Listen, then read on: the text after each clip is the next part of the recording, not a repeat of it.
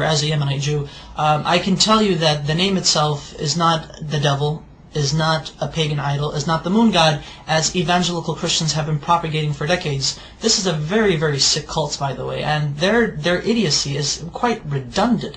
I mean, I can't even imagine if people would actually teach themselves these things and flatter themselves with these things, and at the same time claim to support Israel, when in actuality in Israel we say Allah, we say Yallah, we say these terms, these phrases are understandable to our understanding, that they are not in any way, shape, or form to what they say, to what evangelical Christians say is basically the devil. No, we understand what the name Allah means, what it signifies. Take the dictionary of the Hebrew language. I take the dictionary and I actually took the name of God, which is, through etymology, is the three letters Aleph, Lamed, Veh. Basically, I wrote it down. I know I don't have the whole thingamajigs on, you know, you get the idea. So basically, Aleph, Lamed, Veh. This in Hebrew means, well, without the, well, see, that's the thing. Without the vowels, because the dots, the nikud, the dots are the vowels right here. These are vowels beneath the letters, indicate how the word itself is to be pronounced. So I'm going to block these right now for a second, but I'm going to show you. This right here, in my understanding, because I'm going to say what it is, this says God. Elah is God in Hebrew. Now, with these two right here, with these two vowels, this is the Fatah Sagol, Fatah Sagol. This would indicate that this would turn the word God, which without these vowels it would be God, Elah. Now it would be Olo, Olo.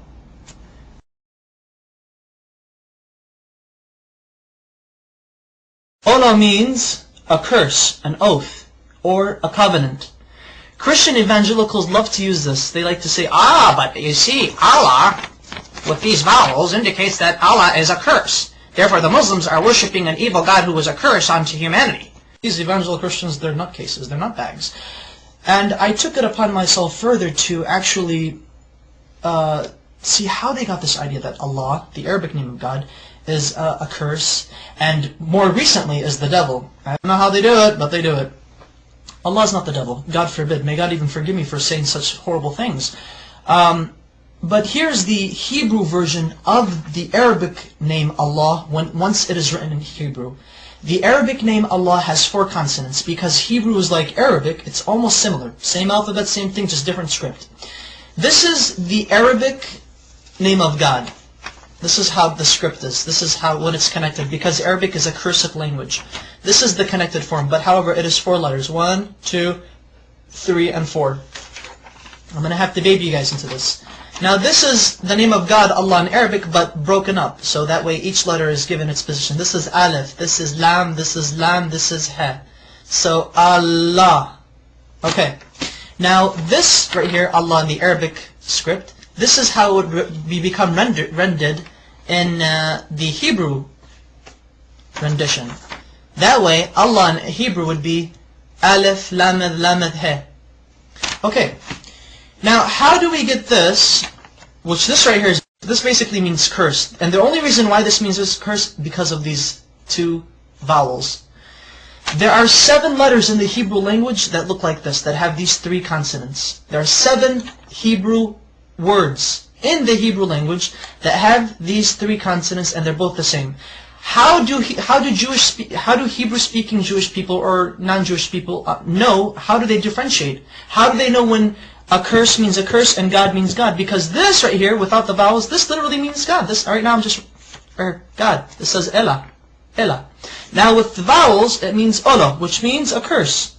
Look at this right here. I'm actually going to write down the proper Hebrew name of God with the correct pronunciation. This is how we know. This is how we could tell when God is God, and when the letter represents, or when the word is God, or when the word means curse. Okay. There we go. Notice the symbol, notice the vowels. This becomes A, and this dot right here, the holom, it becomes Alo. Alo. Olo, and Alo. Olo, Alo. Can you see the difference? This right here, though they have the exact same letters, Exact same letters. Everything is rendered the same thing. However, the use of vowels in the Hebrew language allows us to make distinctions between the understandings of what the words mean, what they imply. This may mean curse, but this at the same time may mean God. Okay, that's fine. In Arabic, God can also be written without using two L's. So it could actually be Alif, Lam, the He. So, Ilah, which is the exact same thing as Allah.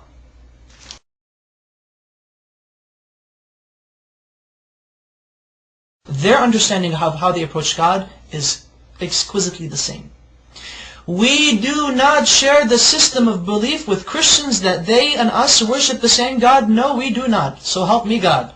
But Christian evangelicals do not worship the God of Israel. They do not worship the Islamic perspective of God. Maimonides, one of our greatest philosophers in Judaism, as well as a religious philosopher of Judaism, has quoted extensively in his beautiful Igeret Teman, or the Epistle to Yemen, in which he was basically teaching and basically answering many questions brought forward to him. The Jews of Yemen asked, what is your position of Muslims? Are they considered idol worshippers? Are they considered paganists? And Maimonides said, the Muslims, the idolatry has been removed from their hearts. A Muslim does not know idolatry, he does not know paganism, he has no form of whatsoever of any grain left in his heart. Therefore it is permitted unto a Jew, when he enters a land where he cannot find a synagogue, that he is allowed to pray in a Muslim mosque. He's okay, it's fine, it's okay. Hey, I can go to a Muslim mosque and pray if I have to, if I can't find a shul. However, Maimonides says, be careful. If a Jew enters a land where there is no mosque or a synagogue, then he is forbidden to enter a Christian church if there is one. Do not pray in a Christian church. And the reason why is because Christians do not worship the same God we do. They worship a pagan. They are idolaters. They are called Avodah Zarah in Hebrew, which means idol worshippers. So exquisitely said, so wonderfully stated. Oh my goodness! And you know, it's quite interesting that unfortunately there should be more Jews actually stating the facts as it is. That you know, Muslims and Jews and Muslims, we both worship the same God. No matter what these crazy evangelical Christians are saying, they're basically nutbags. Whatever they say, they just try to come up with exceeding lies, redundant lies. The type of lies that only a child in the kindergarten could easily make up. And emphasize that Arab Christians, and you know, this is what's also funny, and thankfully I remember this, because this is what I really wanted to say, and get a load of this, Christian evangelics. I should refer to you guys as evangelics. There are actually 20 million Arab Christians in the Middle East today, as well as the United States, as well as around the world. And Arab Christians and their religious services, and their Sunday services, and Mass, or whatever God frickin' services they have, Arab Christians refer in the Arabic Bible, the Arabic translation of the Bible, they say Allah in reference to God. Now, I would like to ask these evangelicals, what say ye of these people who claim to believe in your Jesus? What say ye to them? Now, are you going to go chase them and say, oh, you're worshiping the devil. The devil is Allah. Just let you know that classical Arabic is very close to classical Hebrew, biblical Hebrew, as well as classical Aramaic. They all tend to agree, they all agree in unison that Allah, Hashem, Allah are, through etymology, which is the study of the root of words, have come to a unanimous agreement that Allah is the perfect Arabic name of God, that it cannot be made into a male. Through its perfection, it cannot be made into a male gender nor a female gender. Rather, it is a neutral personification, not personification, but rather a neutral attribute to God. Such wonderful history.